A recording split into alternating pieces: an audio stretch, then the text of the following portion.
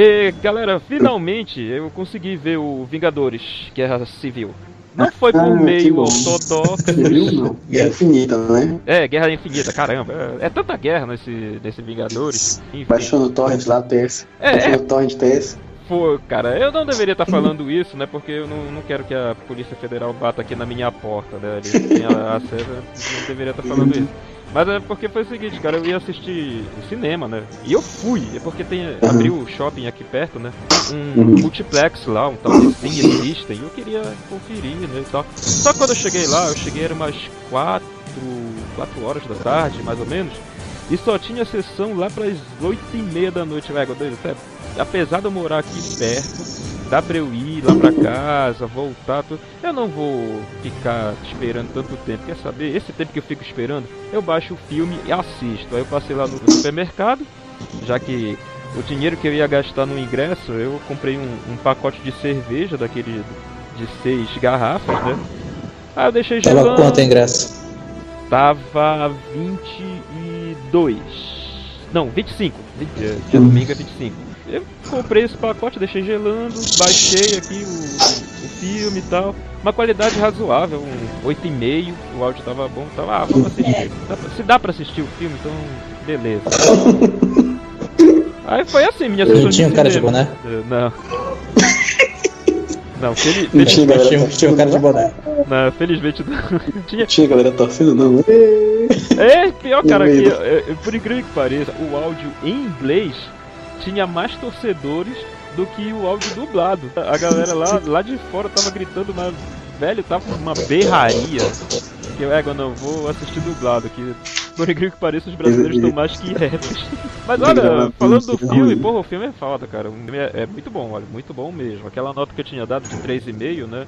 Subiu. Agora eu vou, o cabeça daqui, eu sou o mais velho desse podcast, então eu vou mudar as regras, tá? Não vai ser mais 5 a nota máxima. Agora vão ser 10. Então assim, subiu pra 9. Eu dou uma nota 9 pro filme. Eu dei 9,5. Sendo assim, foi 9,5 pra mim. O teu foi 9,5 e o Alexandre deu 10 pra ele. É assim, claro, porque eu não peguei muitos detalhes. O desenvolvimento do Thanos realmente é muito bom, cara. Eu acho que ele foi o vilão melhor construído, assim, num filme. Eu achei muito bacana mesmo o que fizeram com o cara. Ele não aparece muito, eu pensei, por causa do que já tinha lido e do que vocês tinham me falado, que ele aparecia bastante no filme, mas eu contei o tempo de tela dele, não é tanto assim. O desenvolvimento do cara é muito bacana. Aquela primeira cena logo na abertura já disse pra que o filme veio. Porque os caras destroçam aquela nave de Asgard, né, a nave dos refugiados, matam um dos personagens mais queridos do universo Marvel, não por causa do personagem, mas muito por causa do ator, que o Tom Hiddleston, ele é um ator muito bacana, que se entregou pro Loki de um jeito, né, e a galera curtiu muito. E, olha, quer saber, vamos matar esse filho da puta matando mesmo. Ele esbugalha o olho, sangra pelo nariz, pelo ouvido. Foi feia, morto, né, cara? Uma coisa assim, em detalhes, um enforcamento em detalhes do cara, sabe? Aí depois aquele relacionamento meio doentio dele com a Gamora, porque ele diz, né, quando ela mata ele, entre aspas, né, quando a Gamora mata o Thanos, né, que é incrível, que mesmo você me matando, eu sinto a sua dor. Então é um relacionamento familiar doentio, tanto dele com a Gamora, quanto com a Gamora com ele. Mas enfim, então a minha nota subiu para um 9,5. Ainda não é um 10 porque eu não vi todos os detalhes do filme. Pode ser que eu bote um 10 aí, mas olha, cara, é um filme fantástico. É, pra mim, o melhor filme, não só da Marvel, mas de colocar super-heróis, detalhe, super-heróis na tela. Eu sempre vivo falando isso. Batman Cavaleiro das Trevas não é um filme de super-heróis. Eu também não considero não Batman Cavaleiro das Trevas. Ele tá muito além daquilo do conceito de filme. Eu acho que ele tá além de filme de super-herói, ele pra mim também. É um outro patamar. Se a pessoa reclama comigo, não, cara, pra mim não é o mesmo patamar. Exato. Ó, um filme de super-herói que funciona muito no universo de super-herói é Liga da Justiça. Pra mim é um ótimo filme de super-herói, baseado em histórias em quadrinhos e tudo. Ele tá nesse ponto. Pra mim é a Liga da Justiça, mas o Vingadores, ele é definitivo. Olha, filme de super-herói, de quadrinhos, de equipe, é assim. Tá? A narrativa funciona desse jeito, a construção que se deu antes, já que teve uma porrada de filmes, 18 filmes, pra desaguar nesse daqui, então ele vai ser a culminância, ele não é o final, é claro, mas ele é a culminância de toda aquela construção do que a gente estava vendo anteriormente. Exatamente.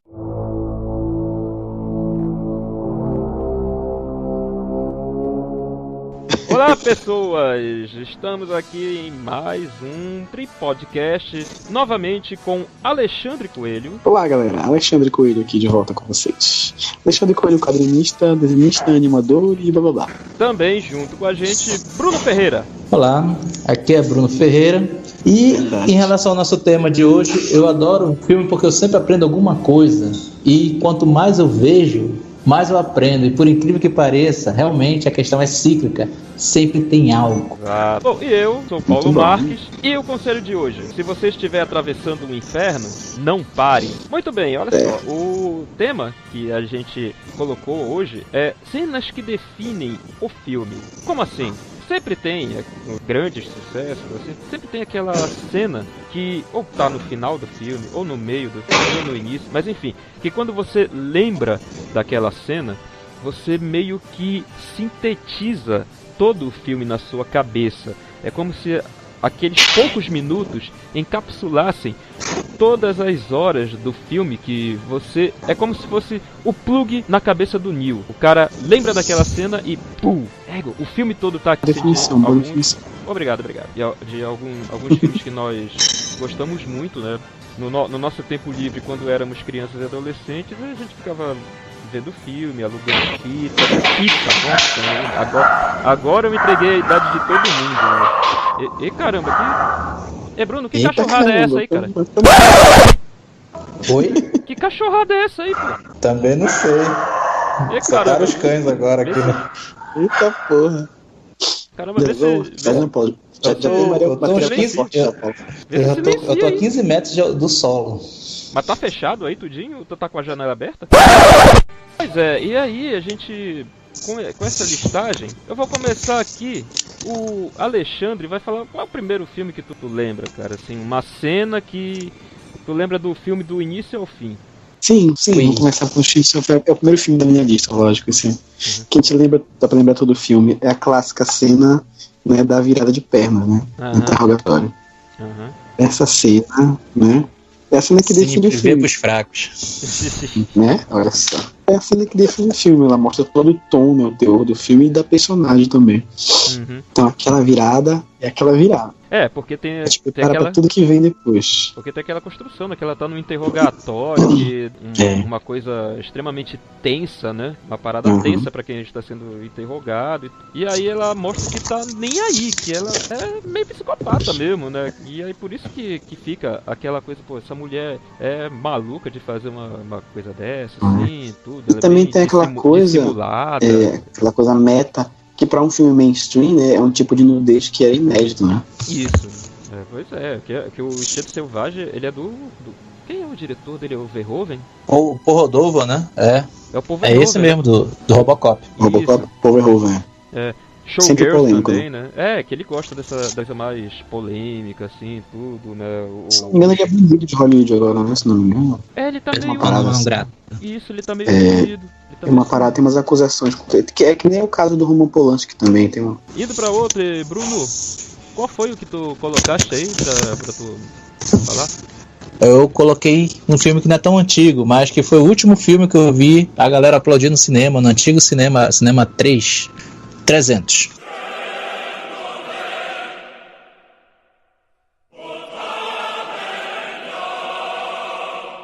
Olha.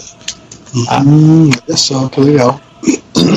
Boa lembrança. Pois é, que foi um filme que a galera, assim, sabe, todo mundo, coisas que eu não vou. O filme realmente Esse filme tem várias coisas, né? Ele pega a questão histórica, né? A gente sabe que é dos quadrinhos e tal, mas dá aquela energia, né? Mas antes de falar a cena, eu me lembro de outra aqui que o cinema todo foi, que acho que aconteceu também na sessão que vocês foram, provavelmente, que quando foi lá o Xerxes segurando, né? Falando, não é só o meu chicote que eles temem, né? Por Leônio, o cinema todo ficou... que ele pega no ombro, né? Ele pega no ombro do Leônio, daí... Mas, cara, aquilo ali pro cinema todo falando. Mas a cena que pra mim define os 300 é aquela hora que eu me esqueci o nome do personagem, que é o narrador, né, que é o Faramir. Aí ele fala: nós somos testemunhas do espetáculo grotesco do recanto mais obscuro de Xerxes, né? Aí que vai mostrando lá que surge um rinoceronte, né? Aquele rinoceronte, aquela besta ali que não é comum. Não sei como que eles trouxeram pra Grécia, né? Vindo da África, mas tudo bem. É um navio só pra ele. E ele vai batendo, jogando, até próprios os soldados persas. Aí um espartano pega uma lança, olha e lança. Pá! Acerta no olho do bicho, o bicho cai, assim, vai se arrastando na areia, né? Aquela coisa bem plástica, bem bonita. E pronto, eu fiquei, caraca, os caras são foda. Porque a cena do 300 que todo mundo, caramba, que foda, é o This is Sparta, quando ele dá o chutão. Eu já ia comentar, tem essa cena que também é bem famosa, né? Porque aquilo dali que vendeu o filme, praticamente. Aquilo ali, ela ficou a questão do marketing, entendeu? Isso, como eu falei, ela veio veio a questão do marketing. Só defendendo, porque ali... defendendo o Bruno. Sim. Defendendo o Bruno, é porque assim, na verdade, eu acho que a mais icônica é a This is Sparta, mas eu acho que o Bruno tá colocando a cena que marcou pra ele, entendeu? Não, e de certa forma define mesmo, é muito legal aqui, porque olha só, se a gente destrinchar essa cena, se a gente analisá-la, né, primeiro que o Zack Snyder, né, apesar de todos os defeitos e tudo, ele sabe fazer uma cena, de momento. Ele consegue fazer esse tipo de coisa, como por exemplo aquela sequência no Batman Super-Homem que tá falando, né, essa questão de existir um Superman, ele é um deus entre nós, é um alienígena e tudo tal, que mostra ele pegando é tudo em câmera lenta, pegando o foguete que tá explodindo, aí tem aquela enchente, as pessoas com a mão pra cima e ele voando, né, flutuando com a capa heróica, uma coisa. E ele sabe fazer essas coisas, esses momentos. Os ângulos de câmera dele são bons pra caramba, né? Ele sabe fazer essas paradas. Exatamente. E essa cena que o Bruno falou, ela tem esses elementos, porque ela é em câmera lenta, não é aquele slow mo, não é isso, mas ela é lenta, tem toda aquela coisa das bestas, o desconhecido, o misticismo, e os guerreiros espartanos, né, que passaram por aquele treinamento e tal, derrotando um monstro, porque eles nunca viram aquelas coisas. Tanto que as escalas das criaturas usadas no exército do Xerxes são muito maiores do que elas são na realidade. Os elefantes do Xerxes são do tamanho dos Mumakil do Senhor dos Anéis, né? Mas o que? Ele está fazendo ali uma referência à própria narração do Homero, que descrevia essas criaturas como bestas enormes. Claro. É porque eles não conheciam, exatamente, né? Para eles era monstruoso. Eram, né? monstruosos aquilo dali. Por causa disso, que eles nunca haviam visto aquelas criaturas. E aí o cara pega uma lança, atira de longe e o bicho cai e vai se arrastando até chegar no pé dele e morre. Já quem atira? É o Michael Fassbender que atira? Não, é o filho do general. Não é. É o filho do general. Isso que eu ia falar, Alexandre. Aí, como eu disse, né, da questão de cada um colocar esse ponto de vista do filme, mas por que eu não coloquei o This is Sparta? Eu sei, ela é icônica e tal, mas só que ela foi uma cena pra vender o filme, isso, né? Tava no quadrinho também. Uhum. Só que lá era um rei. Então o que é que tu esperava de um rei? Quem lançou foi um soldado, foi o filho de um general que se hoje ele é um tenente, não sei o que, não, ele era apenas um soldado. Isso, e ele era o filho caçula. Essa cena, ao invés de definir o rei, a cena que tu citou, ela define os 300, né? Exatamente. Tudo bem, a gente espera algo de um rei, de alguém que ia de encontro ao império, não sei o que estava crescendo. Ainda continuando nesse escopo do 300, né? Pra mim, não sei se vocês concordam, né? Ele é uma das melhores adaptações de história em quadrinhos, né? Como eu falei, sim, eu tinha falado antes, né? Porque eu concordo. Eu acho que ele funciona melhor do que, por exemplo, o Sin City. Eu acho que ele funciona melhor que o Watchmen. funciona muito melhor do que o Watchmen. Eu gosto de Watchmen, mas ele funciona melhor. Também gosto muito do Watchmen também. Acho um dos melhores também. Sabe? Mas assim, de adaptação de uma história em quadrinhos. Não de super-heróis, não de grupos, mas de uma história em quadrinhos, de uma graphic novel. De uma história em quadrinhos, uma graphic novel fechada. É um dos melhores, É ele, o 300. O meu filme aqui, que eu também... Eu gostei dessa quebra de expectativa do Bruno, e o meu também vai ser meio que uma quebra. Matrix.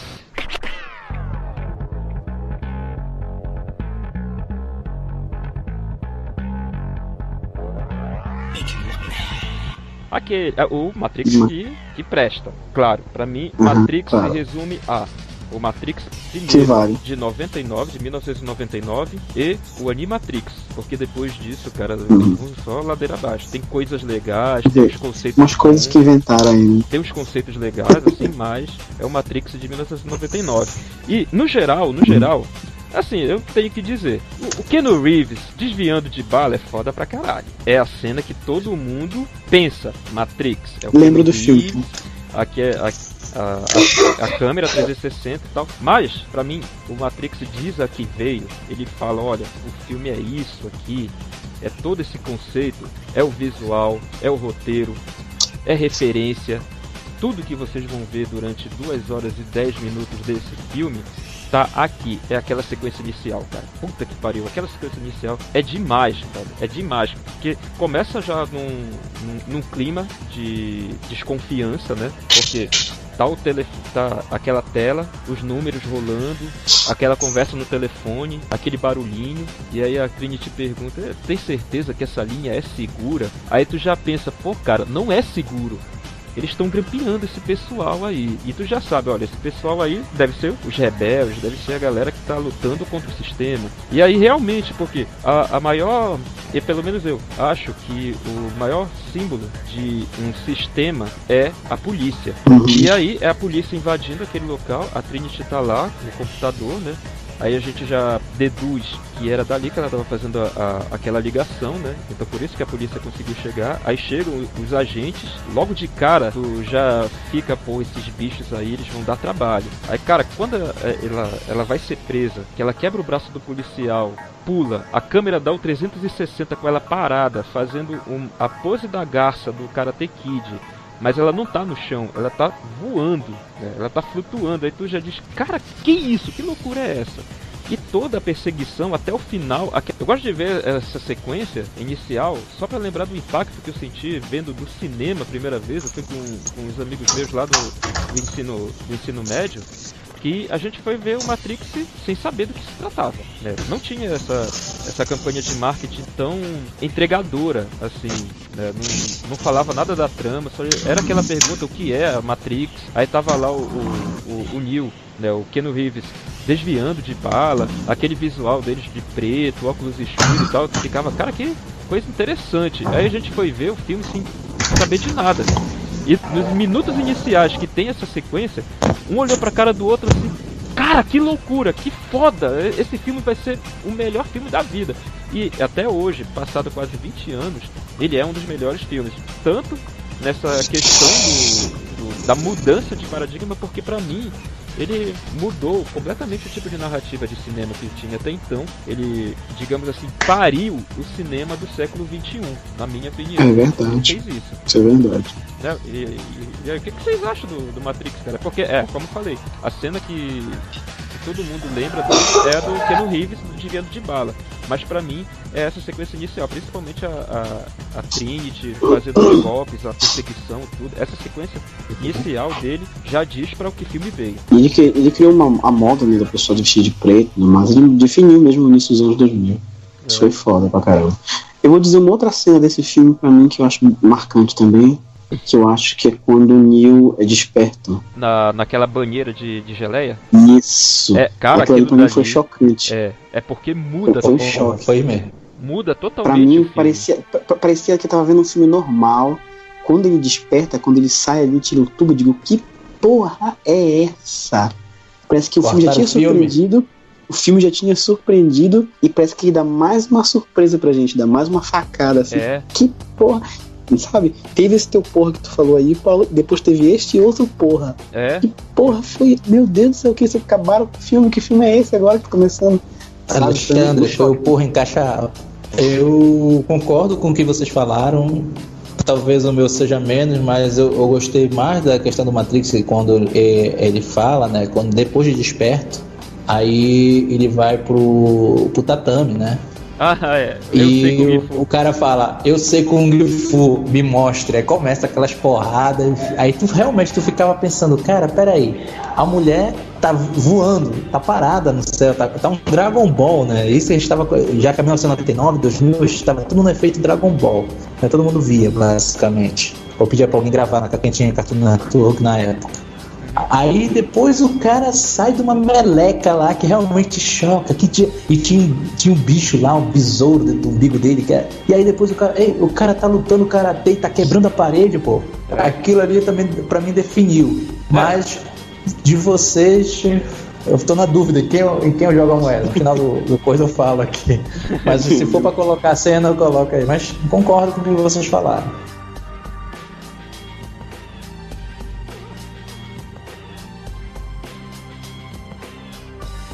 Eu vou falar aqui um filme aqui que também é o primeiro filme que eu assisti no cinema. T. O Extraterrestre.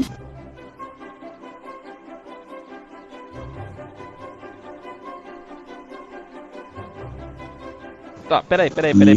Vamos colocar isso. Vai dar porrada.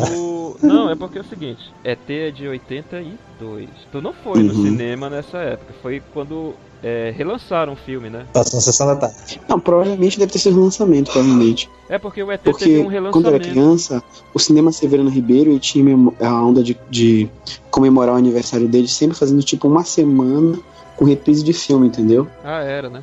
Então pode ser que tenha sido isso. E meu pai, na época, ele trabalhava no cinema. Trabalhava como gerente. 86, 87, Alexandre? Isso. Nessa época, nos anos 80. E foi mais ou menos por aí. Eu tinha uns 4 ou 5 anos quando eu assisti. Então deve ter sido 86, por aí. É porque teve realmente um relançamento nos cinemas. Eu não sei se foi só aqui na região norte, né, por causa do grupo Severiano Ribeiro, ou se foi no Brasil inteiro. Mas eu me lembro que teve relançamento de ET. Indiana Jones também passaram novamente, os Guerra nas Estrelas. Eu lembro que teve eu lembro assim, que eu olhava no jornal, durante uma semana teve Robocop, teve Indiana Jones, teve Crocodilo Dundee, sabe? Eu olhava no jornalzinho assim, cada dia mudava, cada dia era um filme clássico, né, diferente. Assim, da época, né? De volta aos cinemas, entendeu? Mas qual é a cena aí, Alexandre? Então, olha, na verdade são muitas cenas. Tem a cena mais famosa é a cena da bicicleta, bicicleta na Mas lua, pra mim, dizer, a cena que marcou pra mim é quando a nave chega. Pra levar ele embora? Não. Quando a nave chega no começo do filme. A primeira cena que... A primeira cena. Porque, tipo, eu fui pro cinema e não sabia o que esperar assistir. Não sabia o que eu ia assistir, entendeu? Só fui pro cinema com minha família. Não sabia o que eu ia assistir. E quando a nave chega, tipo assim, é meio epilético, né? No cinema, porque fica aquelas luzes, né, da nave. Verdade. São em faixas de luz, assim, sabe? E tem sempre aquele plano, aquela faixa preta entre as luzes. Então aquilo é meio epilético, aquilo piscava, assim, vibrava na minha vista na época. Entendeu? E depois sai o ETzinho, né, pequenininho. Isso foi surpreendente pra mim. E tinha outra coisa que é surpreendente também, é o som, né? O som, porque o filme do Spielberg ele tem esse som bem trabalhado, assim, pra caramba, né? O cara trabalha muito bem o som. THX, né? Com o Jorge Lucas. Isso, e a música, ela tem aquele boom, sabe? Um boom, assim, diferente, sabe? Parece que ecoa dentro da gente, dentro do peito da gente, assim. E foi também o que me fez começar a prestar atenção em trilha sonora de filmes também, entendeu? Então foi muito marcante em vários sentidos essa cena. Eu acho que o John Williams, ele foi meio que o grande responsável, acredito que em nós três, dessa coisa da trilha sonora no cinema, de dar atenção à trilha sonora durante os filmes, né? Porque, bom, se a gente pega ET, Superman, Indiana Jones, Guerra nas Estrelas, são obras visuais muito boas, mas se tu tirar a trilha sonora do John Williams e pensar, ou trocar, e pensar em qualquer outro compositor, qualquer outro compositor no lugar dele, eu acho que o filme perde 50%, sabe? Mesmo que ele tenha todos os seus vícios e maneirismos, mas essa coisa, pelo menos na nossa geração, de prestar atenção, olha, o som, a música, ela é parte vital da construção do cinema. Foi com John Williams. Claro que tem todo um hall de grandes compositores, Alan Silvestre e tal, mas o John Williams ele foi um grande responsável. Isso que tu falaste aí do ET, Alexandre, eu lembro que eu vi, eu acho que a primeira vez que eu vi ET já foi na TV, num especial de fim de ano da Rede Globulum, e... Foi uma véspera de Natal que ele passou, né? Exatamente. Eu lembro. Exatamente. E muita gente falava de ET, não sei o que, tá. Só que eu tinha um problema. Eu tinha medo de alienígenas. Por quê? O Fantástico, esse programa maravilhoso e super educativo, ele vivia fazendo reportagens, entre aspas, gigantes, sobre abdução, experiência de alienígenas com humanos, essas coisas todas, e eu ficava horrorizado com aquela merda. Pariu, moleque. Aí teve aquela reportagem da noite oficial dos OVNIs aqui, aí eu ficava olhando pro céu achando que ia ter caça atirando. Eu imaginava que ia ter Guerra nas Estrelas em cima da minha cabeça, pô. Mas enfim, aí eu ficava, cara... Não, quer saber? Eu tenho que enfrentar meus medos, eu vou assistir essa droga. Eu fui ver. E eu achei o filme muito legal, né? Eu acho que aquela sequência toda do ET bêbado e o menino também mostrando aquela conexão que conexão entre eles, né? Eu, molequinho, entendi aquilo dali. Eu, cara, olha, eles têm um elo. Eu não sei se é porque eu já li X-Men e tinha aquela questão dos telepatas, né? Do professor Xavier, da Jean Grey e tal. Que aí eu saquei, olha, eles têm um elo, porque eles convivem juntos, então o que está acontecendo com um acontece com outro. Eu achei aquilo ali muito bacana, sabe? Porque, de certa forma, ele humaniza, né, o personagem extraterrestre e dá uma importância pro Elliot também, mostrando que porque assim, o álcool é o soro da verdade, então ele bêbado, ele acaba fazendo aquilo que ele realmente tem vontade. Né? Libertar os sapos, fazer o que acontecer e tudo tal, beijar a menina bonitinha. Eu achei muito legal aquela sequência ali, eu acho muito, muito bonita também, de uma certa poesia também, que é aquela coisa, né? É Spielberg, é filme pra galera, né? Aquele filme familiar que vai te emocionar, tudo. É cômico, é uma sequência cômica, mas que tem uma sensibilidade muito bacana. Sim, com certeza. É bem sensível mesmo. Eu chorei no final do filme, lógico, eu fiquei assim chorando. Eu sou um banana. Eu sou meio coração de pedra, assim.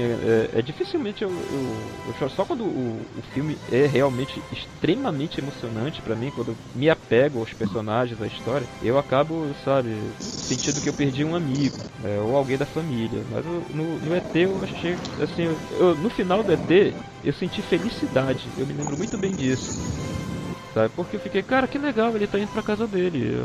É o retorno, é o eterno retorno, né? Sim, é verdade. Todo mundo quer infelizmente, ir pro lugar que ele teve a sorte que o Alf não teve, né?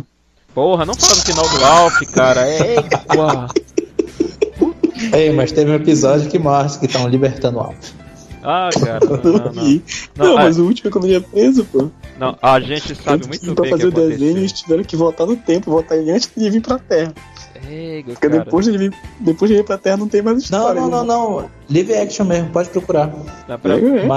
Mas eu acho que não.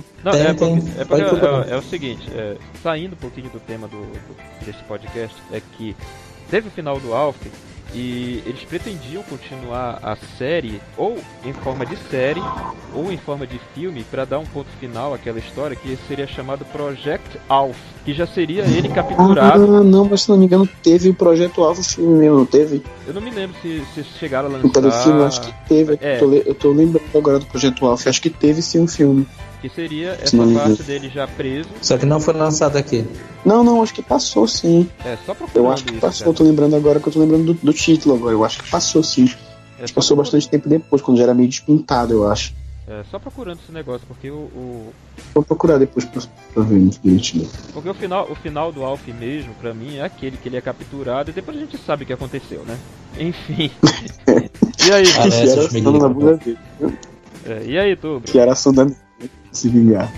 tu, Bruno? Bem, em relação ao ET, né, que eu não vi no cinema, nem, né, apesar que eu me lembro malmente dessa semana de comemorações, né, ainda mais porque o Alexandre Pai trabalhava, né, lá no Central, tinha fonte direta.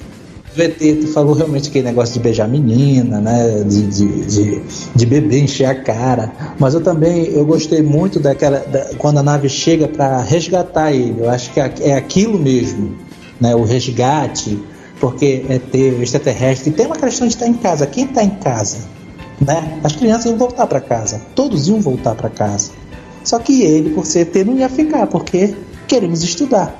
E aí a gente sabe o que acontece, né? Para mim, aquele é o filme que define. E ele, por mais que seja, vamos dizer assim, melodramático e tal, e eu tô me lembrando agora, eu não sinto aquela questão de o que acontece. Eu não sinto aquela vontade de chorar. E o teu outro filme, Bruno? Próximo filme é meu. Agora nós vamos voltar um pouco no tempo, né, que pra mim é o melhor filme de todos os tempos. Todas as listas que eu faço, eu coloco esse filme em primeiro lugar, porque eu não vi como tirar ele, que é o Ben-Hur, de 1959, com Charlton Heston.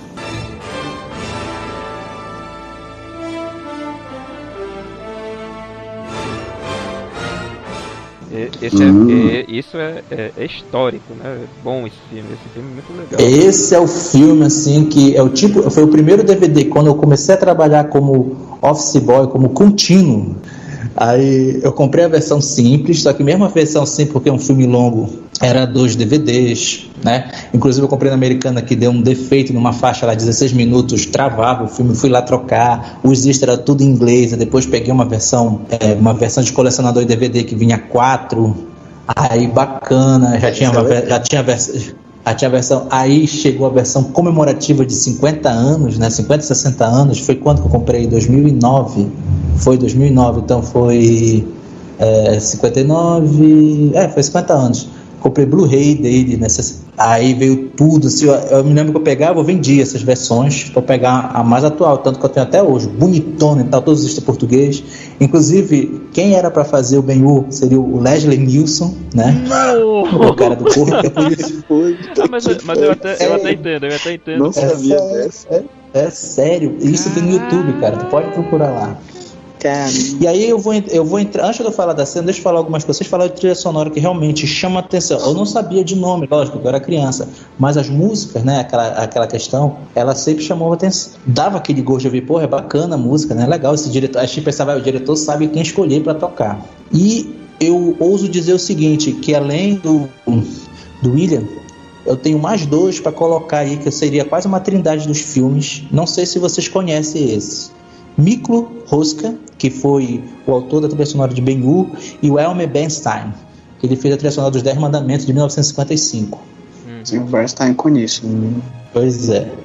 Aí o Miklos Hoska, vamos chamar de Rosa, né?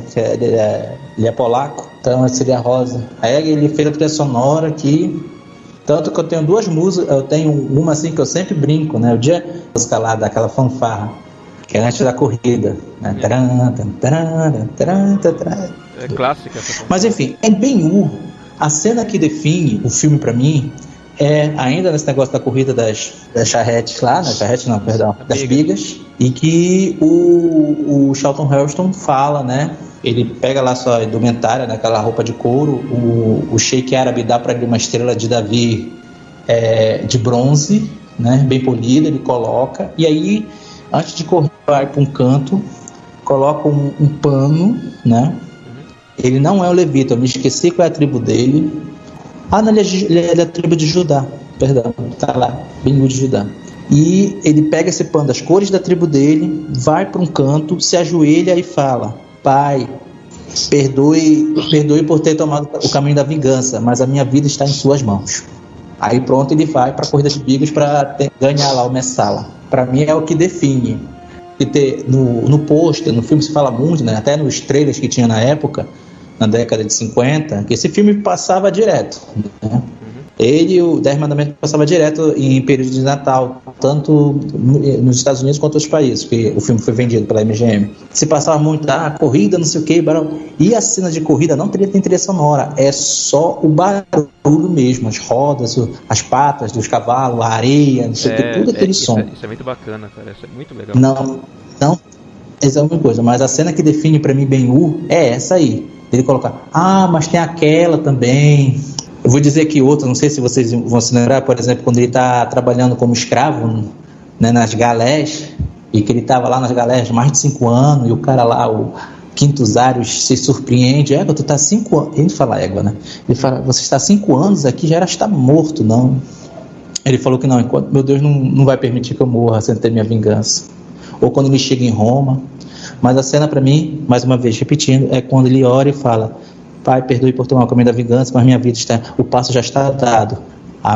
Coloco a minha vida em suas mãos. O que é que vocês falam do Ben-Hur? Eu acho essa sequência das bigas, né, é a que todo mundo lembra realmente, né, é o que... É a sequência que é considerada icônica, né? Isso, quando falam Ben-Hur, é isso. Das bigas. Né? Eu também lembro muito do resgate, quando tem o naufrágio.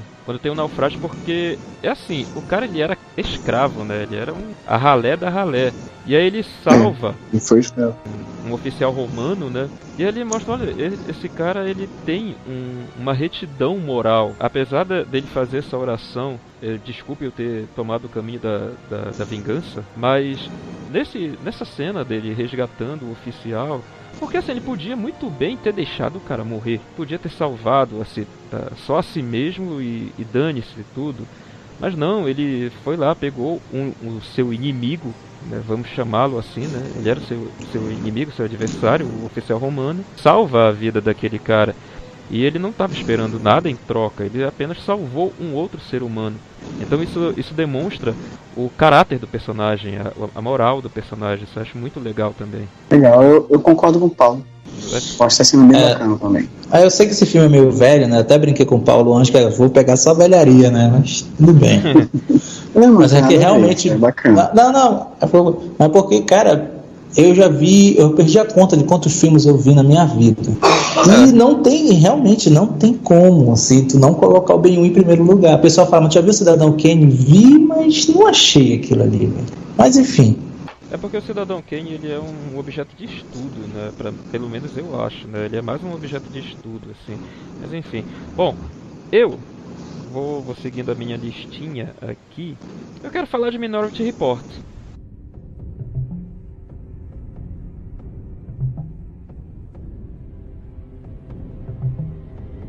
Mais um Spielberg, né? Minority Report. De novo, é um filme que tem a sequência inicial pra mim bacana. Aquele começo dele pegando aquela tela, colocando as luvinhas, aí bota a música, aí ele prevendo, quer dizer, ele não, né? Mas ele usando os precogs pra ver crime, aí vai destrinchando tudo. Sabe, aquela coisa ali tudinho já mostra um clima meio que... Pô, será que é razoável você prender alguém que vai cometer um crime? Ele não cometeu, não aconteceu, né? Vai contra todo o pressuposto da inocência. É inocente até que se prove o contrário, mas ali não. Ele não cometeu e ele já é culpado antes de ter feito algo. Então é uma questão que vai percorrer o filme. Ele já mostra o visual, porque naquela sequência inicial já mostra como vai ser a visão dos precogs, já mostra como vai ser o trabalho do Tom Cruise naquela tela, já mostra como é aquela departamentização da polícia, né? Porque o Tom Cruise ele é um cara que faz a premonição, mas ele também lidera o grupo tático que vai prender o cara, né? Ele mostra já qual é o problema do filme, né? Qual é Isso, ele já levanta questões éticas. O dilema do filme, né? Isso, já logo de cara, né? Ele já levanta questões éticas e morais dentro do filme. E aí tu já pega qual é o clima dele. Porque o cara ele é mostrado como um infalível, né? É o Tom Cruise. Mas aí depois você vai vendo que ele tem vícios, etc. Então isso é legal que eu ia falar, né? Muito bom. Tem uma quebra no personagem, né? Que é bem bacana. Eu já ia comentar sobre isso. A questão do vício dele. E pra mim isso foi surpreendente um pouco, assim. Toda a questão da quebra do personagem, do herói, né? Um herói quebrado, né? Meio quebrado, assim. Humanizar, né, cara? Tem que humanizar. O cara não pode ser tão perfeitinho, assim. Verdade. Ele não pode ser um Mr. América.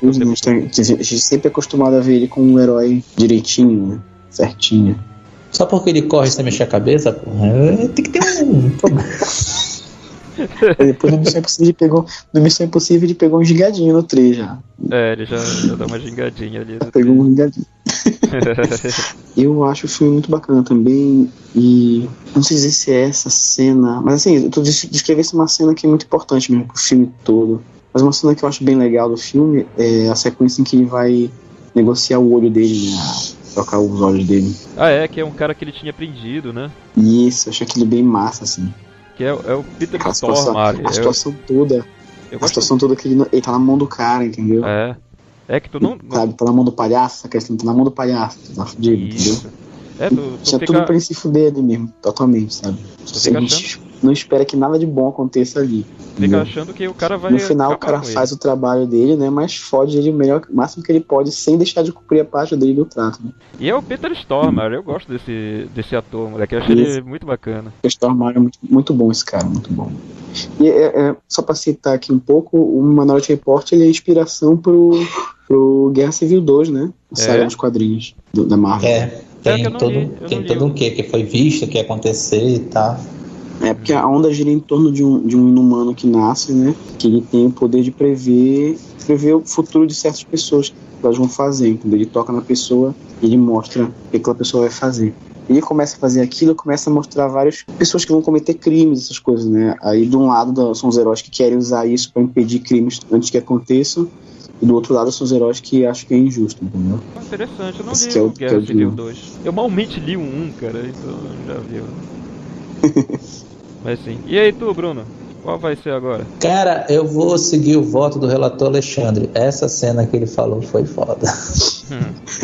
Essa é muito boa. Eu vou seguir o voto assino embaixo. Mas ela define o filme? Ela mostra o que é o filme? Sim. Legal.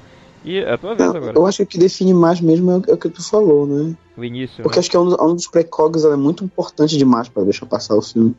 Mas acho que essa cena que eu citei, ela mostra, tipo, o lado escuro, o lado sujo daquele futuro, entendeu? Realmente, isso que tu falaste. Essa parte é o lado do mercado negro, né? O lado da... o submundo, né? Submundo, isso mesmo. Porque sempre vai ter um submundo, né, cara? A gente pensa que não existe, sempre vai ter um mercado negro, sempre vai ter um submundo, sempre alguém vai querer ganhar algo fora da lei. Mais utópica que seja, né, Exato. A civilização que a gente encontra sempre vai ter, né? Que nem no Gattaca, por exemplo, né? O Gattaca mostra isso. Tem isso bastante. Né? Assim, mostra bastante.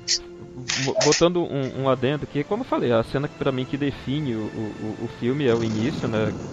Aquela premonição do crime. Mas uma que eu acho muito interessante, que é muito bem construída, que eu achei muito boa. Tanto o conceito dela, tudo. Quando ele tá com a menina, com a carequinha, que eles estão fugindo, que ela vai dizendo, olha, faz isso, pega o guarda-chuva, fica atrás do cara que tá com o balão, os caras não veem eles, aí ele pega o guarda-chuva sem saber o porquê. Aí quando eles saem, tá chovendo, porque ele abre o guarda-chuva, tá todo mundo de guarda-chuva e os caras estão na passarela procurando. Cara, aquela sequência eu acho muito legal. É muito, muito boa a construção dela todinha, o roteiro, sabe? A menina lá, a Rebecca Ferguson, eu acho o nome dela, ela uma interpretação muito legal naquele momento também.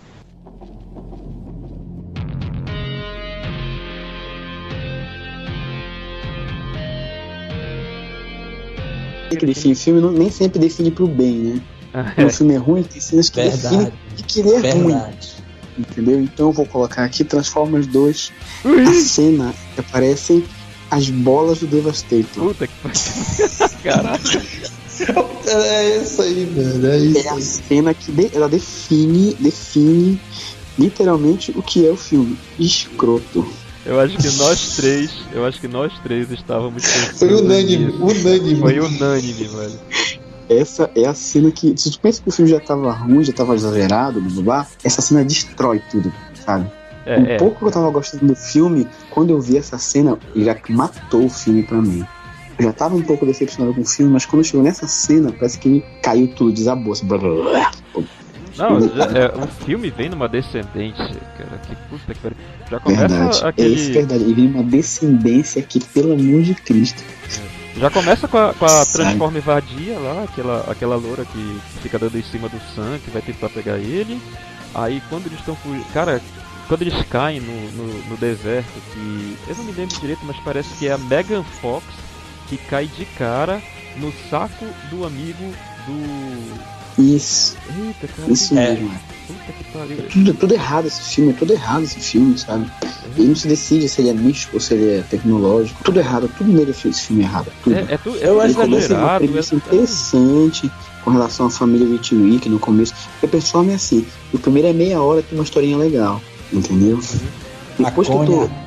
Depois que tu mata essa historinha bacaninha, essa traminha, aí começa os exageros, começa tudo, entendeu? Descamba as explosões e tudo mais. E é verborragia, muita verborragia, assim. Ele pega tudo que tinha no primeiro, que era um pouco de novidade, né? E ele amplifica tudo no segundo, assim, sabe? Aqueles dois Transformers loucos lá, aqueles dois que são os carrinhos, né? São chatos pra caramba. São irritantes, são muito irritantes. Pra vender bonequinho. É terrível, assim. Tem umas cenas memoráveis no filme, como a morte do Optimus, né, e tal, mas o resto quebra tanto, sabe? Que perde a importância, entendeu? Da cena. E tira a importância de coisas que eram pra ser importantes, sabe? É muito exagerado, assim, muito, sei lá, assim. E a cena das bolas, ela é a cereja, sabe? Literalmente, sabe assim, são duas bolas de cereja, né? Que a gente coloca em cima do bolo. Que merda. Então, literalmente a cereja do bolo. Piadinha Cristina. Não, e o pior que é pra. Cara, aquilo dali é um porn shot mesmo, é filmar as bolas. Porra, que merda, sim, cara. Não, é igualzinho, sabe? Aqueles porn shots, aquele ângulo de baixo, né? Da posição dog style, né? O dog style. Isso. Você tá fazendo um dog style na pirâmide, cara. Isso, cara, aquilo ali. Puta que pariu, uma cena pornográfica com robô e pirâmide. Que merda. Isso é muito errado. É muito errado isso. Completamente errado. Isso é muito errado. Jesus. Vamos lá, né? Tem aquela questão do gosto, né? Assim, vamos entre aspas aqui filosofar um pouco. A gente sabe, né, que o cinema ele não é só uma questão de ser cabeça, né? Esses filmes assim, ditos profundos, mas na verdade às vezes só um filme chato, né? Que tem que ter uma diversão, mas porra, esse negócio dos Transformers com o Michael Bay velho é uma prova do seguinte, que a vida não foi, nunca será justa. Mas eu me lembro que a gente foi ver esse filme no cinema, eu vou ver pra falar mal. Se o primeiro filme ainda tinha um conceito, e ganhou grana pra caramba no primeiro filme, nesse segundo ele sempre diz, foda-se o conceito, eu vou fazer o que eu quero nessa merda. E só piora. E só vai piorando, cara. Não, ele chega no 3 e diz, não, é o último, eu vou deixar, e ele faz um 4. Aí depois ele termina o 4 e diz, não, é o último, agora eu vou deixar, e faz um 5º, e deve vir pro 6º agora aí também. E ainda tem mais 2. Puta que vai ter o spin-off do Bumblebee ainda. Já tá filmado. Pior, cara. Tá pronto já pra estrear o filme. Tá pronto, falta só chegar a data. Tem um pôster do filme no Park Shop. Não sei, né? Credo. Pai do céu. Meu Deus do céu. Enfim, cara, o Bruno falou um negócio aí, me lembrei, porra, foi. Que tarde triste foi aquela. Essa porra. Eu acho que é isso. Eu tenho no cinema também, eu fui empolgado. Eu acho que é isso, brother. Eu tenho que fazer terapia por causa daquela tarde, meu irmão. Porque a gente foi ver Transformer 2 e logo em seguida a gente viu Exterminador do Futuro Salvação! Não, mas entre o Transformer 2 e o Salvação foi melhor. Foi bem melhor. É melhor, mas enfim, sabe? É ruim, mas é melhor. É ruim.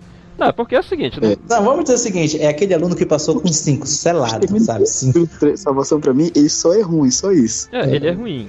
Eu acho que ele não fede nem cheira, eu acho. Isso, ele é um filme qualquer. Não é o fim do mundo, entendeu? Agora, eu acho assim, quando a gente compara com o Transformer 2, não tem. O nível de ruindade do Transformer 2... respira, né, cara? Não sei, cara. Não há gráfico matemático. Quer que eu te fale um outro filme do Michael Bay que tem uma cena parecida com essa? E que tem o mesmo impacto, que destrói o filme totalmente. É a cena dos ratos transando no Bad Boys 2. Cara, pra que aquilo, doido? Pra quê, cara? Nada a ver. Pô, e era um filme que eu tava até gostando, meu irmão. Tava gostando daquela destruição toda, explosão e tal. É divertido. Aí depois o cara mete dois ratos com dedo. E papai e mamãe ainda. É? Nossa! Papai. O cara fica assim, ó. Era papai e mamãe. Dois animatrônicos, papai e mamãe. É, assim, dois bonequinhos, dá pra ver que são dois bonequinhos que estão sendo manipulados. Cara, que aquilo, cara? Por que é ganando? Totalmente desnecessário. Parecia, sabe aquele filme tipo Top Secret? Parecia isso. Voltando aqui, entrando um pouco na mente humana, acho que vocês viram, já deve ter visto no Twitter, né, ou no coisa. Eu vou procurar depois e mando, caso você não tenha visto, do cara que foi flagrado no campo de golfe, com seu membro no buraco e com a bandeira no rabo. Vocês viram isso? O homem é de uma desgraça. Meu pai do céu, o ser humano é incrível, né? Puta que pariu. Vocês viram essa matéria? Vocês viram essa notícia? Tem um vídeo. Puta que pariu. Eu não vi, não. Vai lá, Bruno. Bora tirar esse. Vamos tirar um gosto ruim disso aí, né? Mas eu precisava botar isso pra fora, me desculpa. Eu vou ser agora assim, vamos ver, em homenagem ao pedagogo, né? Bem pedagógico hoje, agora, nesse momento. Eu vou falar no filme que eu acredito que todo mundo já deve ter visto na faculdade de licenciatura: Sociedade dos Poetas Mortos.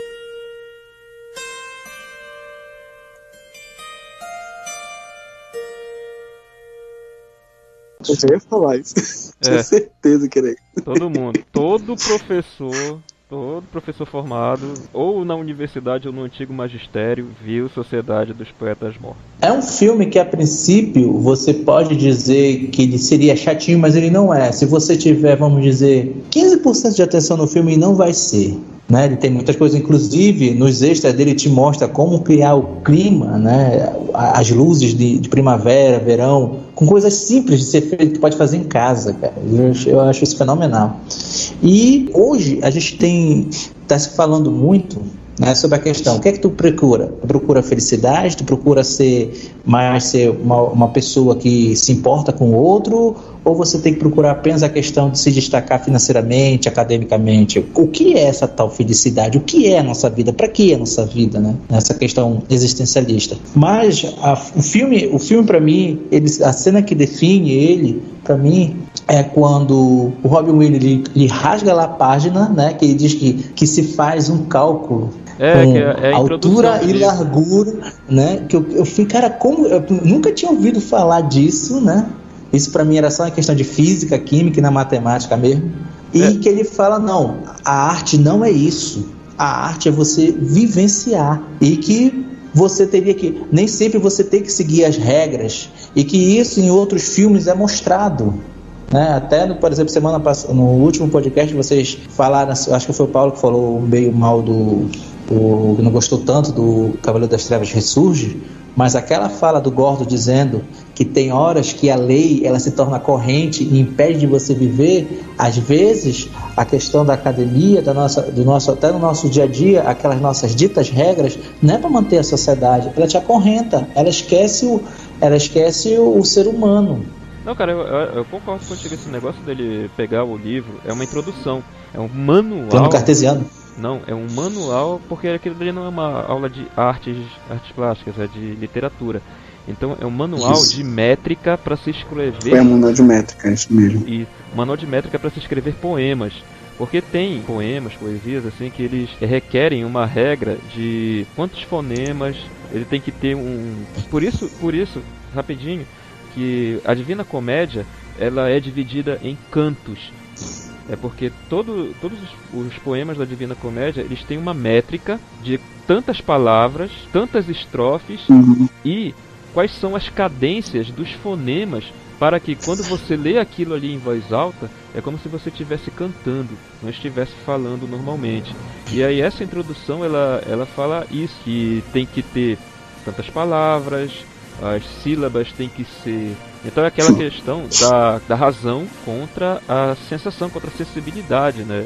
A razão cartesiana, ela vai ditar o seu sentimento, não deveria ser o sentimento algo puro, que ele existe por si só, é um fenômeno. Eu acho muito legal isso porque ele corta, ele rasga essa introdução, porque o restante do livro é o que interessa. O que tem no restante do livro, a partir da página 32, é que são os poemas, são os grandes escritores, que é aquilo que é o objeto de estudo. Tem um paralelo que a gente pode traçar com a arte, Paulo, que é a questão da regra do ponto de ouro, por exemplo. Proporção áurea. Isso, proporção áurea, que é tipo uma espécie de cálculo matemático que a gente chega no ponto de interesse. Isso. Entendeu? Isso é uma quebra da sensibilidade, né?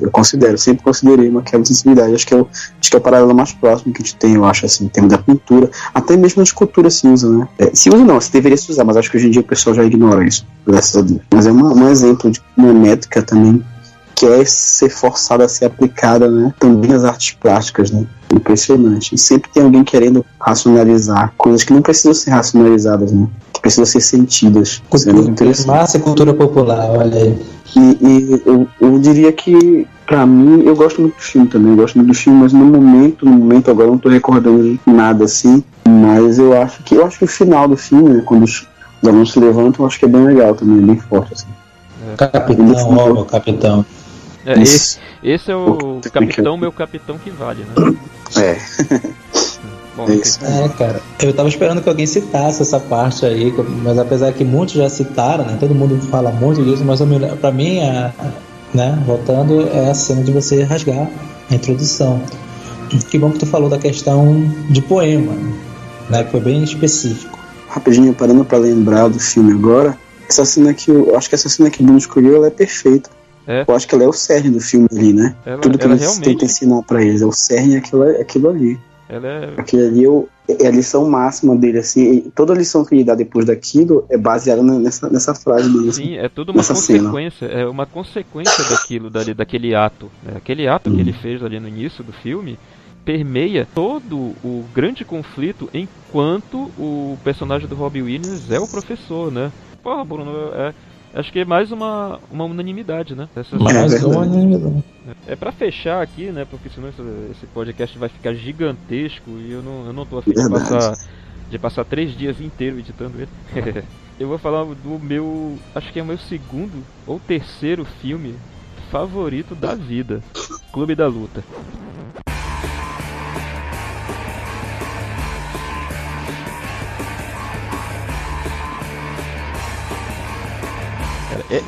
Esse filme eu acho foda demais. Ele é da mesma época do Matrix e do Minority Report, né? Eles são contemporâneos. Fica parecendo até que eu escolhi o ano de 1999 pra falar de filme. Deixa eu tirar uma dúvida aqui. 12 Macacos, de quando é? 96. É bem antigo, mas... Chegou perto. 95, perdão. Gosta muito dos macacos também, né, Paulo? Tu que gosta bastante. 12 Macacos eu acho formidável. Eu acho que foi o filme que fez eu curtir ficção científica. E ele teve uma discussão de 3 dias lá no colégio sobre esse filme. A questão do tempo, a viagem no tempo, de tudo ser linear, ou se existem realidades paralelas e tal. A gente ficou conversando bastante tempo sobre os 12 Macacos. Mas enfim, é interessante vocês terem falado do 12 Macacos, porque pra mim tem os quatro grandes papéis do Brad Pitt são Tyler Durden, o maluco dos 12 Macacos, certo? O cigano do Snatch, Porcos e Diamantes. Eu acho muito bacana aquele cara que ele fala tudo errado, assim, tudo trocado, a galera não entende direito e tudo. O Aldo Raine, dos Bastardos Inglórios.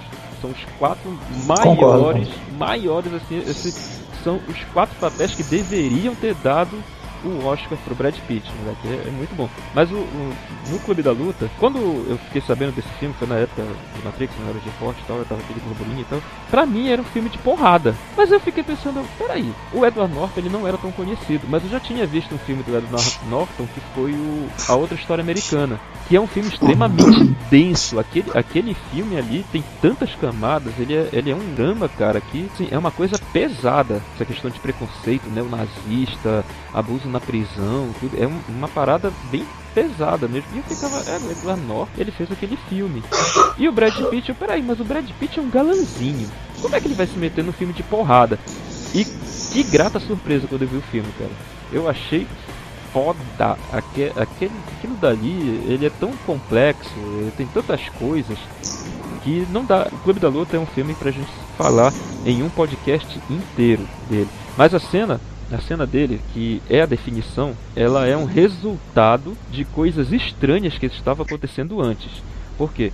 O narrador e o personagem principal do filme é o Edward Norton, o John Doe, porque ninguém fala o nome dele, né? O alter ego dele é Tyler Durden, mas a gente não sabe o verdadeiro nome do personagem do Edward Norton. Aí ele vai falando daquela vidinha dele, tudo que ele é bem sucedido do lado financeiro, mas só que como pessoa ele é totalmente frustrado, ele não sabe o que fazer e tal. E aí ele tem aquela coisa de ir nos grupos de apoio, sabe, pra ver gente que tá mais fodida do que ele, pra ele se sentir bem o suficiente pra poder dormir. Que loucura, cara. Aí entra uma personagem. O filme ele fala desse negócio da fragilidade do macho, né? Porque o calcanhar de Aquiles dele é a Marla, né, que é a personagem da Helena Bonham Carter. E aí ele, depois que ela entra na vida dele, volta tudo aquilo ali, a insônia, a insegurança, a frustração, que aí ele tem flashes, aparece em 3 cenas distintas, se não me engano é no hospital, na rua e na empresa que ele trabalha, na máquina de Xerox. Dá um frame do Brad Pitt, que assim, é tão rápido que a gente fica, apareceu alguma coisa.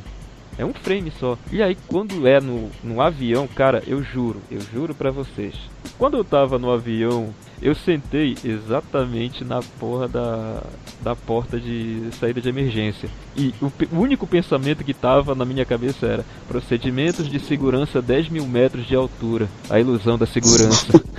E aquela parte ali, quando ele começa a falar, porque do nada aparece um cara do lado dele, né? Uma linha do tempo totalmente quebrada, né? Então tu não viste ele entrando no avião, não viu o cara sentando do lado dele, ele acorda e o cara tá lá do lado dele, falando, conversando. Sabe por que eles colocam oxigênio, não sei o que, olha, dá uma olhada nesses panfletos. E ali já começa a mudar o filme. Por quê? Fica parecendo que é uma relação homoafetiva, quando na verdade, quando a gente vê lá no final, que fecha o ciclo, aquela cena do avião, tu entende totalmente a porra do filme. Depois que tu vê o filme todo e tu volta pra cena do avião, tu entende tudo. Eu não sei se eu tenho uma só assim, que o filme é tão espetacular, eu acho que todas as cenas são fodas, né? Desde o narrador falando da história dele, né? Acho que tudo é muito impressionante, assim. Não sei se tem uma cena específica que define o filme pra mim. Porque como eu falei, né, é aquela que define o caráter do filme, é essa cena do avião, quando ele encontra entre aspas, porque na verdade é o primeiro diálogo dos dois, né, realmente, no filme, né, o primeiro diálogo dos dois, então realmente acho que define realmente bem ali. Não, então vou falar aqui uma cena que diferencia, né, que fala sobre a questão do Clube da Luta, que todo mundo realmente pensava que era um filme porradeiro, estilo Jean-Claude Van Damme e tal. Mas é aquela cena que o Tyler tá brigando, aí chega o dono do restaurante que está no porão, e aí o Tyler tá todo sangrando e vai pra cima dele, né, que é um cara da máfia, sei lá, alguma coisa mexicana, italiana, não sei. Ele vai lá e começa... Bruno, te corrigindo, na verdade ele não estava brigando, eles iam começar o encontro do Clube da Luta. Ele ainda tá falando. Isso. Ele ainda tá falando ele puxa e faz o cara bater nele, né? Isso. Aí o cara chega e aí ele começa aquela loucura lá dele bater. E bate, aí quando ele tá sangrando, ele começa a jogar sangue na cara dele, fala: você não sabe o que eu sou, você não sabe o que eu tenho, não sei o que, você vai deixar de boa vontade, não sei o que. Pô, essa seria uma cena que também poderia definir o filme. Me ganhou através da loucura ali, assim. Cara, porque eu acho que é um filme tão complexo, eu acho. Não sei se pra mim uma cena só dele define ele, não. Mas se fosse escolher uma cena, seria que o Paulo citou, porque eu acho que é importante, que é o primeiro diálogo dos dois, e já mostra ali que tem um conflito, né? Mostra que ele, o nome dele é Sebastian, que Sebastian é um cara vazio, e que o Tyler é tudo aquilo que ele quer ser, entendeu? Mas que deixa preso dentro dele. Então eu acho que é uma boa definição.